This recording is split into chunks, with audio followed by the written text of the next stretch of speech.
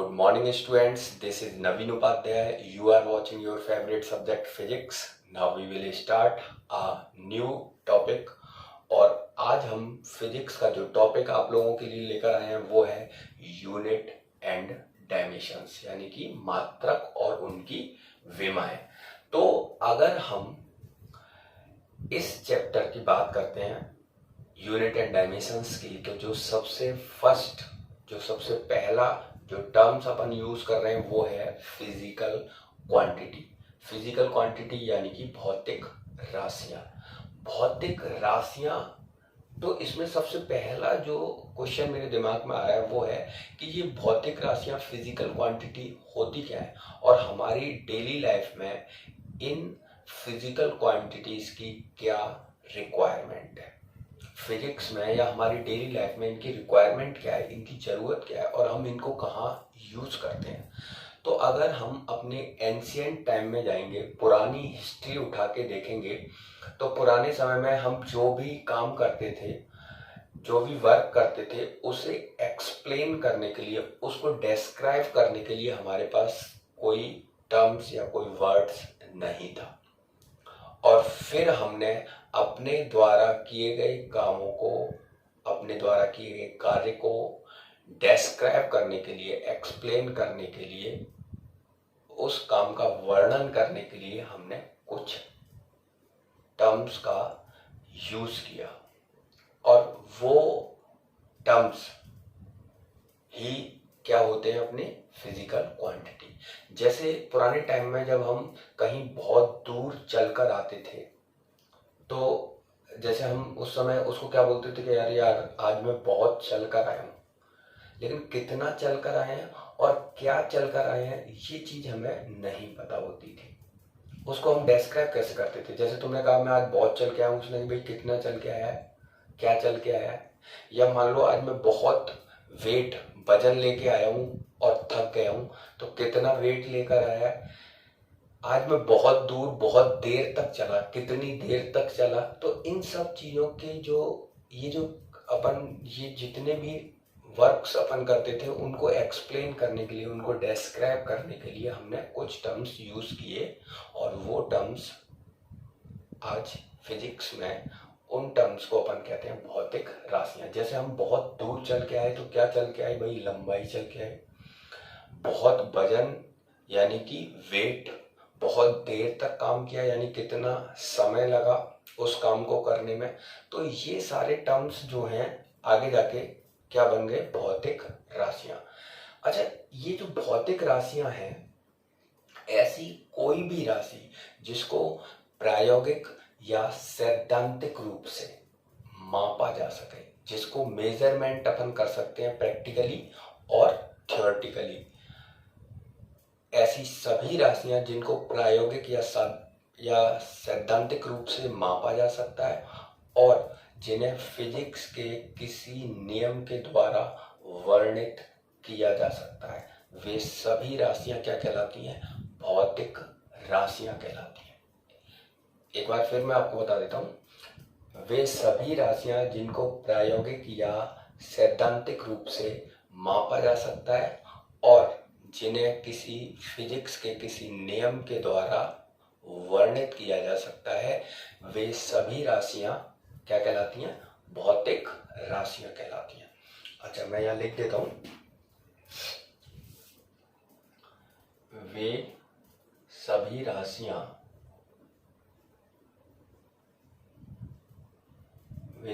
राशियां जिन्हें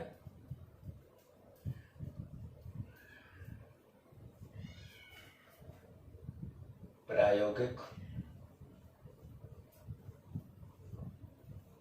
या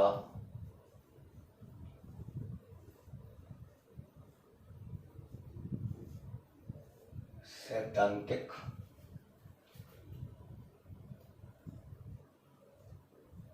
रूप से मापा जा सकता है और जिन्हें फिजिक्स के किसी नियम से क्या किया जा सके, वर्णित किया जा सके। वे सभी राशियां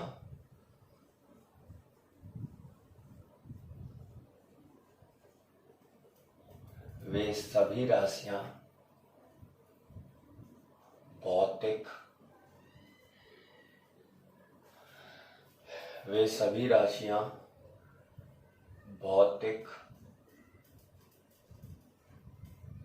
राशियां कहलाती हैं। भौतिक राशियां कहलाती हैं।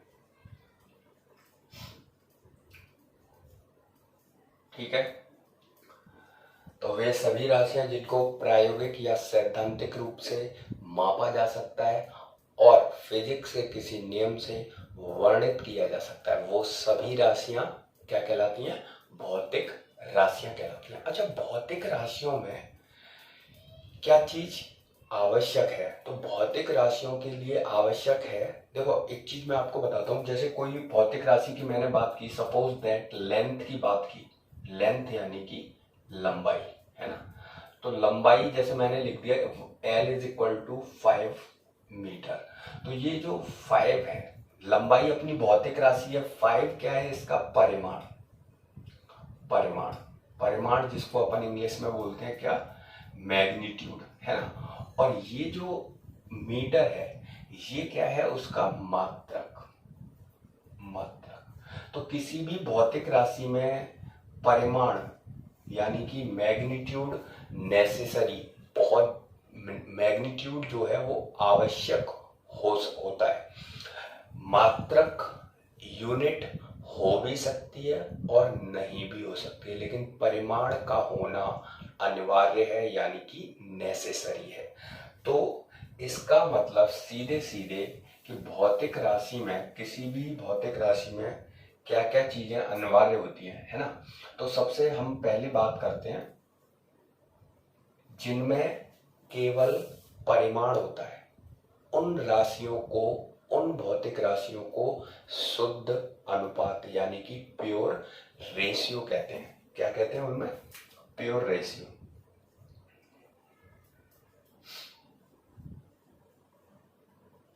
प्योर रेशियो यानी कि शुद्ध अनुपात। ठीक है, वे राशियां जिनमें केवल क्या होता है, वे भौतिक राशियां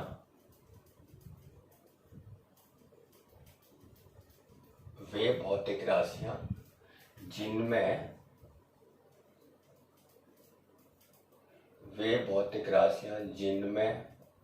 केवल परिमाण होता है,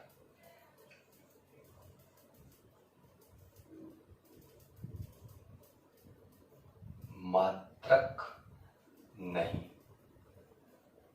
ठीक है, क्या कहलाती हैं, शुद्ध अनुपात कहलाती हैं। ठीक है, शुद्ध अनुपात कहलाती है। जैसे अगर मैं एग्जाम्पल लेता हूं, उदाहरण लेता हूं इसका, तो उदाहरण अगर अपन लेते हैं तो जैसे अपना है, क्या क्या चीजें इसमें आती हैं, इसमें आती हैं आपका घर्षण गुणांक। ठीक है, घर्षण गुणांक। अच्छा, रिफ्रैक्टिव इंडेक्स, घर्षण गुणांक यानी कि फ्रिक्शन कोफिशिएंट, और रिफ्रैक्टिव इंडेक्स को अपन हिंदी में क्या बोलते हैं, यानी कि अपवर्तनांक।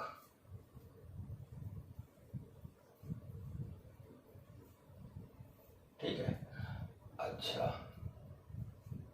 विकृति,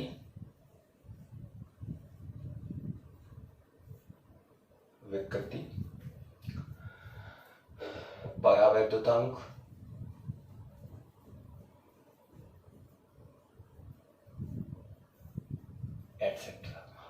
भी काफी सारी ऐसी राशियां हैं जिनमें केवल और केवल परिमाण होता है, मात्रक नहीं होता। अच्छा, अब अपन दूसरी राशियों की अगर बात करते हैं, ये तो हो गए अपने प्योर रेशियो यानी कि शुद्ध अनुपात।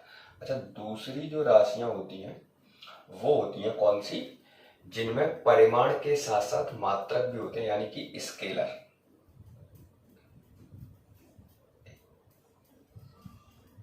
स्केलर क्वांटिटी, स्केलर क्वांटिटी अपन किन्हें बोलते हैं, अदिश राशियां।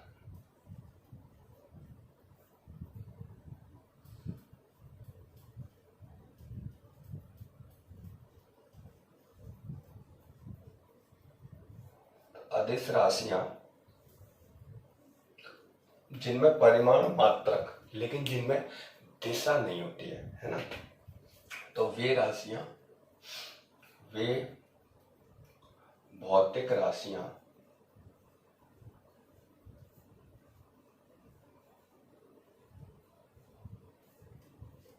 जिनमें परिमाण प्लस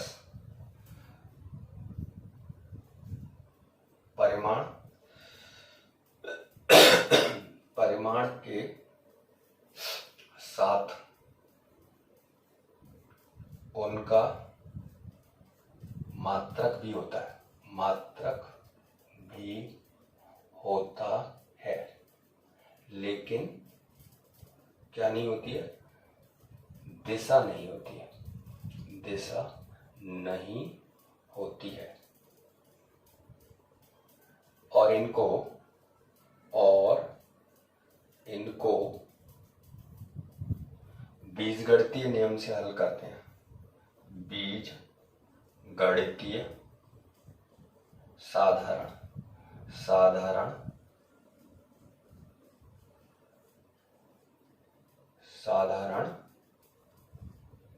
बीजगणितीय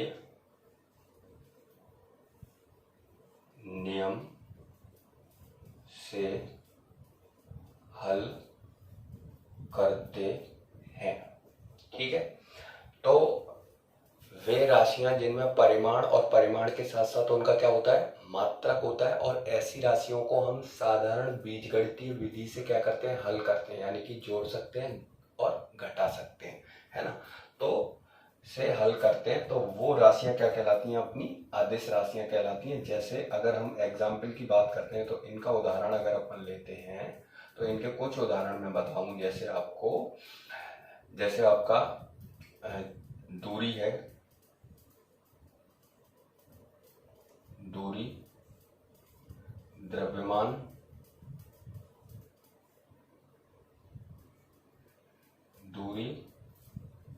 द्रव्यमान, समय, चाल, कार्य, ऊर्जा, शक्ति,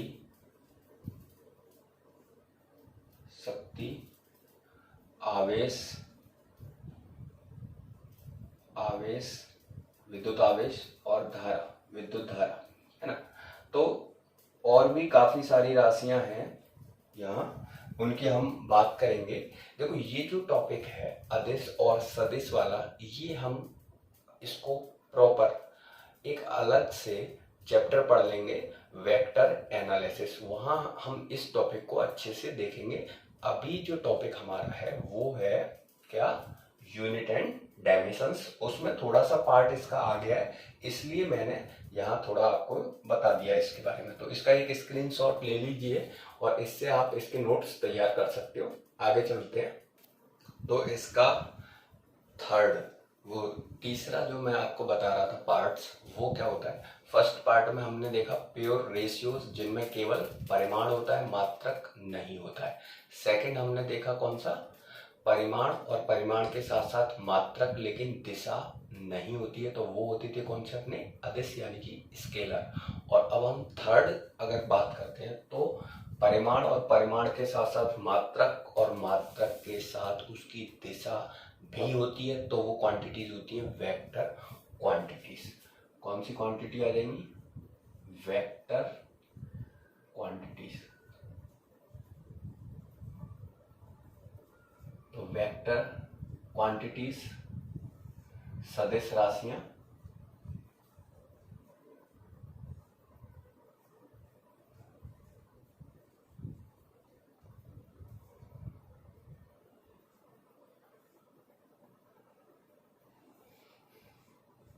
तो सदिश राशियां क्या होती हैं? वे राशियां, वे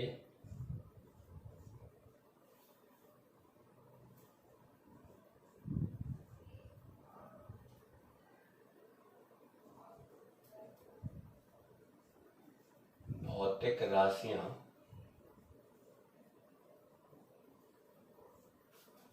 जिनमें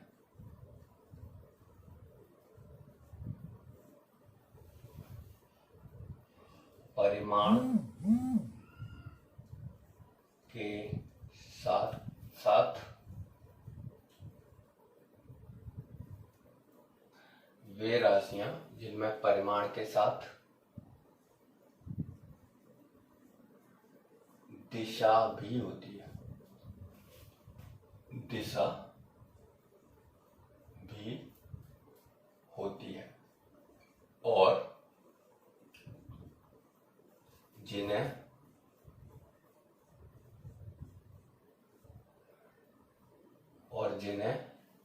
साधारण बीजगणितीय विधि से हल नहीं किया जा सकता है।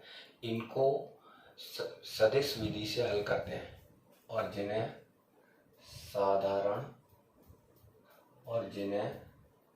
साधारण बीजगणितीय विधि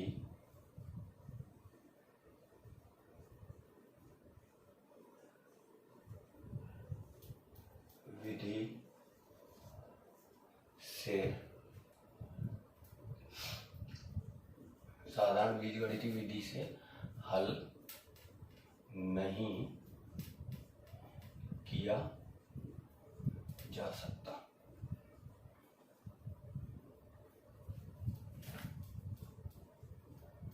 नहीं किया जा सकता है। इन्हें सदिश विधि से हल करते हैं। कौन सी विधि से? सदिश विधि से हल करते हैं।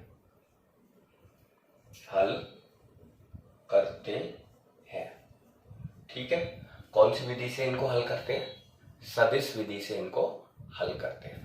अच्छा, इनको हम आगे एक टॉपिक पढ़ेंगे वेक्टर एनालिसिस, वहां इनको और अच्छे से अपन पढ़ेंगे। यहाँ पर यूनिट एंड डायमेंशंस हमारा टॉपिक है, तो उस पर हम फोकस करेंगे। उदाहरण मैं यहाँ पे आपको इसका बता देता हूँ फिर भी। तो उदाहरण अगर हम बात करते हैं तो हमारे पास जैसे विस्थापन, वेग, त्वरण, संवेग, आवेग, बल तथा क्षेत्र, ठीक है, एटसेट्रा। और भी काफी सारी क्वांटिटी हैं जो सदिश में आती हैं। तो ये जो राशियां हैं उनके लिए केवल परिमाण, प्योर रेशियो यानी कि शुद्ध अनुपात, परिमाण के साथ मात्रक है, दिशा नहीं है, तो वो होती हैं अदिश राशियां। और परिमाण, मात्रक और साथ में दिशा भी होती है, और उनको हम सदिश विधि से हल करते हैं, बीजगणितीय विधि से हल नहीं करते हैं, तो वो होती है कौन सी? सदिश राशियां। अब इन सभी राशियों को, जितनी भी हमारी राशियां हैं, इन सभी राशियों को हम कितने भागों में बांट सकते हैं? 2 भागों में बांट सकते हैं। अब जितनी भी हमारी राशि हैं,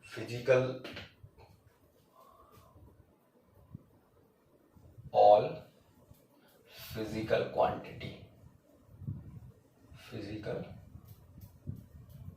quantity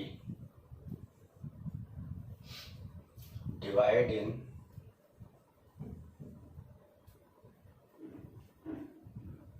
all physical quantities divide in two parts. कितने भागों में? दो भागों में इनको बांट सकते हैं। और वो दो भाग कौन कौन से हैं? वो इनको कितने भागों में बांटा जा सकता है? जितनी भी भौतिक राशियां हैं, चाहे वो प्योर रेशियो, चाहे वो स्केलर यानी कि अदिश, और या वेक्टर, तो ये सभी जो क्वांटिटीज हैं, सभी फिजिकल क्वांटिटीज जो हैं, इनको हम दो पार्ट्स में डिवाइड कर सकते हैं, टू पार्ट्स में। और वो टू पार्ट्स कौन कौन से मैं आपको बता रहा हूँ। वो टू पार्ट्स हैं कौन कौन से? एक होती है कौन सी? मूल राशियां, है ना, फंडामेंटल क्वांटिटीज।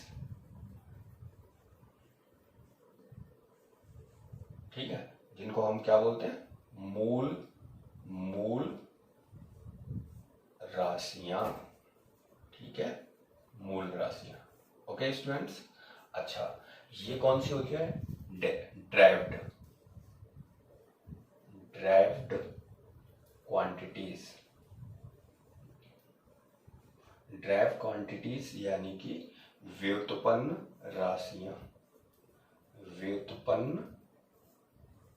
राशियां। अच्छा, ये जो फंडामेंटल क्वांटिटी है और जो ड्राइव्ड क्वांटिटीज है, ये दोनों में डिफरेंस क्या होता है? फंडामेंटल क्वांटिटीज और ड्राइव्ड, मूल राशियां और व्युत्पन्न राशियां। देखो, मूल राशियां, इनके नाम से ही पता चल रहा है, जैसा काम वैसा नाम। मूल राशियां यानी कि ऐसी राशियां जो किसी दूसरी राशि पर निर्भर नहीं करती है, जिसका स्वतः अपना अस्तित्व होता है और वो दूसरे पर निर्भर नहीं करती है, ऐसी सभी राशियां मूल राशियों में आती हैं। जैसे तुमने देखा होगा, जब हम प्लांट्स यानी कि पौधा जब उगता है, जब हम बीज डालते हैं और उसमें से अंकुर फूटता है और जब प्लांट पौधा बनता है, तो उसकी एक मेन जड़ होती है, उसमें से फिर और जड़ें निकलती हैं। तो वो जो मेन जड़ होती है वो उसकी मूल जड़ होती है, और उसकी जो रूट्स होती हैं जो उसमें से निकलती हैं, वो होती हैं उस मूल जड़ से उत्पन्न होने वाली जड़ें।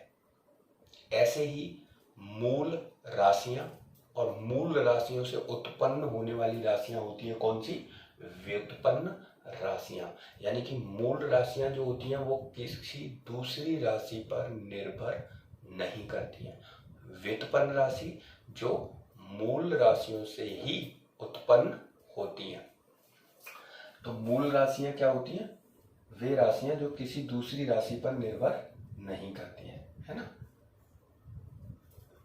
वे राशियां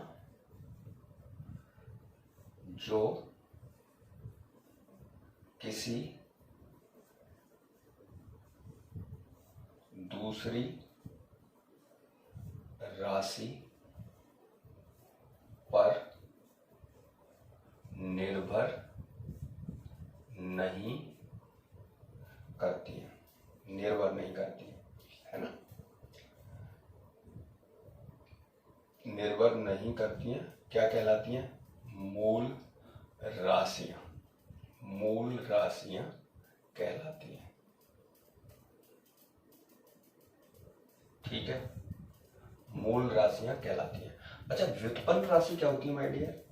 तो वे राशियां जो किससे उत्पन्न होती हैं? वे राशियां जो मूल राशियों से उत्पन्न होती हैं। तो वे राशियां जो मूल राशियों से उत्पन्न होती हैं, वे राशियां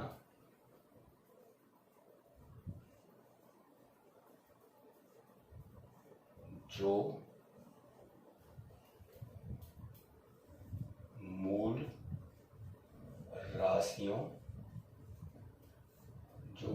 राशियों से उत्पन्न होती है। ठीक है, तो वो सारी राशियां क्या कहलाती हैं? व्युत्पन्न राशियां कहलाती हैं। व्युत्पन्न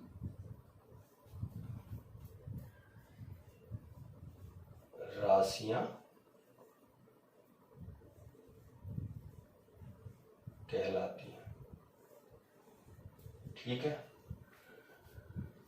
एक बार ध्यान दो, मूल राशियां जो दूसरी राशियों पर निर्भर नहीं करती हैं, स्वयं अस्तित्व तो अपना रखती हैं, मूल राशियां कहलाती हैं। और व्युत्पन्न राशियां जो मूल राशियों से उत्पन्न होती हैं, व्युत्पन्न राशियां कहलाती हैं। अच्छा, मूल राशियां जो हैं, वर्तमान में इन मूल राशियों की संख्या 7 है।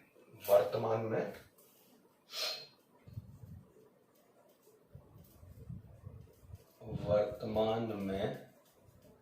इन मूल राशियों की संख्या कितनी है? 7। ठीक है। अच्छा, व्युत्पन्न राशियों की संख्या, तो भाई व्युत्पन्न राशि तो मूल राशियों से उत्पन्न होती है, तो इन 7 मूल राशियों के अलावा सभी कैसी हैं? व्युत्पन्न, 2 को छोड़कर। इन 7 मूल राशियों के अतिरिक्त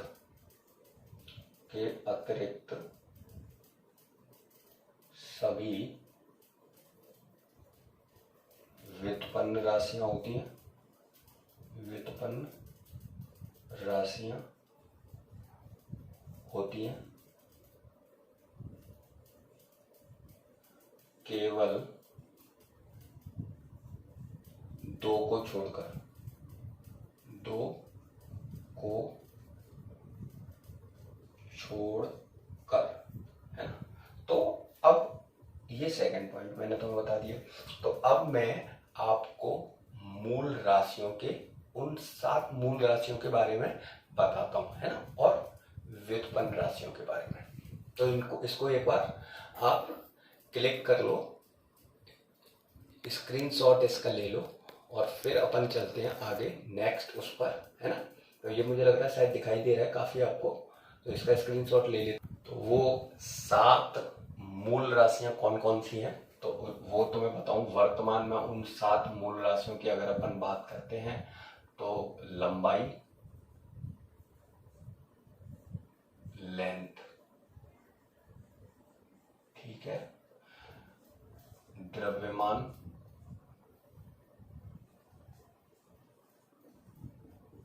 यानी कि मास, ओके, लेंथ,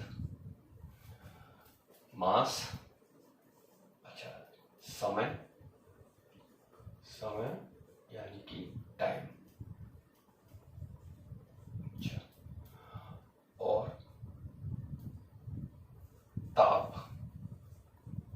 ताप यानी कि टेम्परेचर।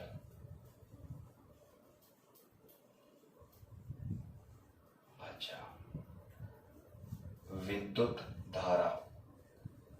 विद्युत धारा जिसको हम बोलते हैं इलेक्ट्रिक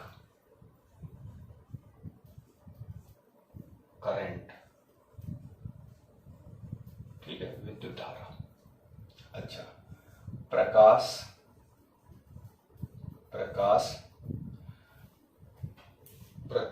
की तीव्रता।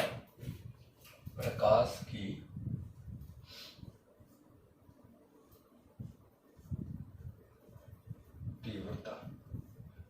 की तीव्रता यानी कि लुमिनस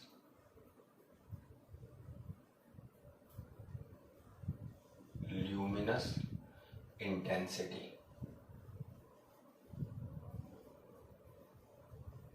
ठीक है।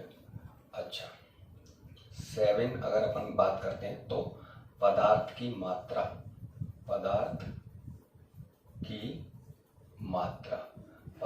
मात्रा यानी अमाउंट ऑफ सब्सटेंस। तो कौन कौन सी राशियां हो गई? Mass, length, time, current, luminous, amount of substance. तो ये जो है अपनी सात बहुत अच्छा। देखो पहले इन तीन राशियों का यूज करते थे हम काय में, मैकेनिक्स में। मैकेनिक्स के अंदर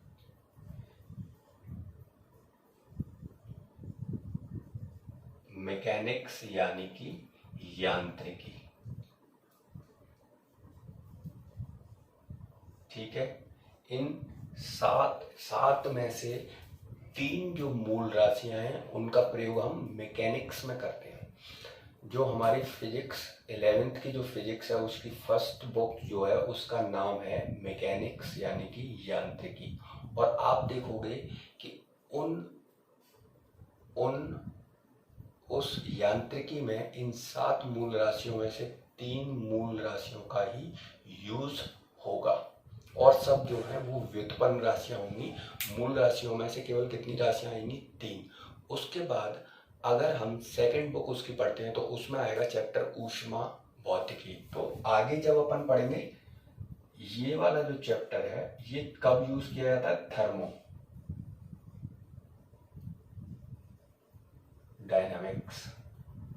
थर्मोडायनामिक्स में, यानी कि ऊष्मा गतिकी में हम अपनी इस फोर्थ यानी कि जो चौथी मूल राशि है उसका प्रयोग करते हैं। अच्छा, ये जो है विद्युतिकी, इसका यूज हम क्या में करते हैं? इलेक्ट्रिसिटी में।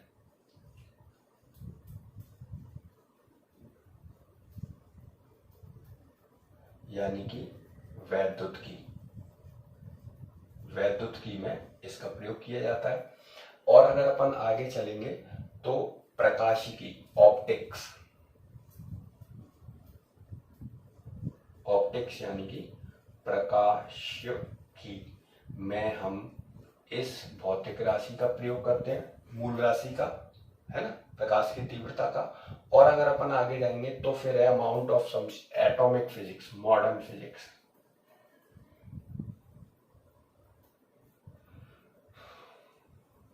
मॉडर्न जो फिजिक्स है, मॉडर्न फिजिक्स यानी कि आधुनिक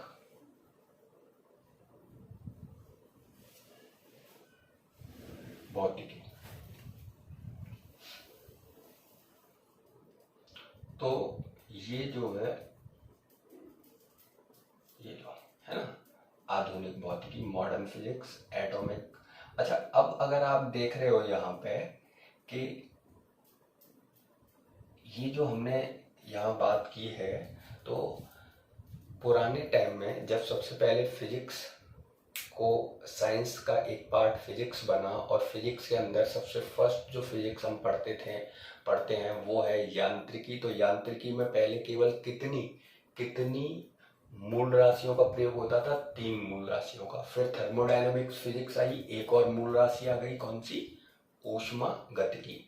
उसके बाद इलेक्ट्रिसिटी, एक और मूल राशि आ गई, कौन सी? Electric current. और उसके बाद फिर हम चले किस पर? प्रकाश, विद्युत धारा हो गया, प्रकाश, ऑप्टिक्स यानी कि प्रकाशिकी। उसमें हमने ल्यूमिनस इंटेंसिटी, प्रकाश की तीव्रता, एक और राशि का प्रयोग किया। और फिर आज मॉडर्न फिजिक्स का जब हम पढ़ते हैं तो उसमें हम एटॉमिक फिजिक्स और न्यूक्लियर फिजिक्स के अंदर अमाउंट ऑफ सब्सटेंस का यूज करते हैं जिसका मात्रक होता है मोल।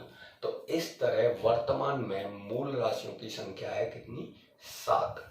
अब बात करते हैं किसकी? व्युत्पन्न राशि की, है ना।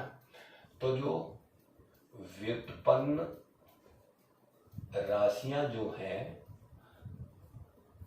जिनको हम व्युत्पन्न राशि यानी कि ड्रैफ्ट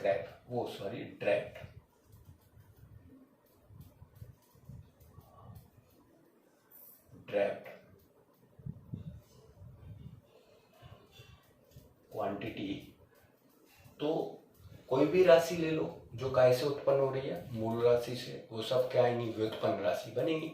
जैसे अगर मैं बात करूं क्षेत्रफल की, तो जो क्षेत्रफल है, क्षेत्रफल क्या होता है? लंबाई गुणा चौड़ाई, है ना। अगर मैं बात करता हूं आयतन की, तो लंबाई गुणा चौड़ाई गुणा ऊंचाई, है ना। अगर मैं बात करता हूं घनत्व की, तो द्रव्यमान बटे आयतन। अगर मैं बात करता हूं चाल की, दूरी बटे समय। अगर मैं बात करता हूं वेग की, तो विस्थापन बटे समय। अगर मैं बात करता हूं त्वरण की, तो वेग परिवर्तन बटे समयांतर।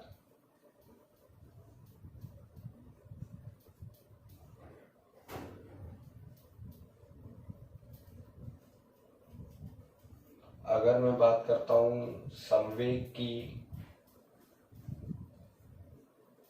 तो द्रव्यमान गुणा वेग, द्रव्यमान गुणा वेग। अगर मैं बात करता हूं बल की, तो द्रव्यमान गुणा त्वरण। तो ये सारी राशियां आप देखो, क्षेत्रफल है, लंबाई गुणा चौड़ाई, किस पर निर्भर कर रहा है? लंबाई और चौड़ाई पर। ये काय पर निर्भर कर रहा है? आयतन, लंबाई, चौड़ाई और ऊंचाई पर। घनत्व काय पर निर्भर कर रहा है? द्रव्यमान और आयतन पर। तो ये सारी राशियां किसी न किसी पर निर्भर कर रही हैं, किसी न किसी मूल राशि पर कहीं ना कहीं निर्भर कर रही हैं। तो ये सब राशियां हैं, कौन सी? व्युत्पन्न राशियां। और भी काफी राशियां हैं व्युत्पन्न राशियों में, उनकी हम बात करेंगे आगे। अब ये वीडियोस काफी लेंथी होता जा रहा है, तो हम जो वीडियो आप लोगों को अपलोड करेंगे वो 25 to 30 मिनट्स तक का वीडियो ही अपलोड करेंगे।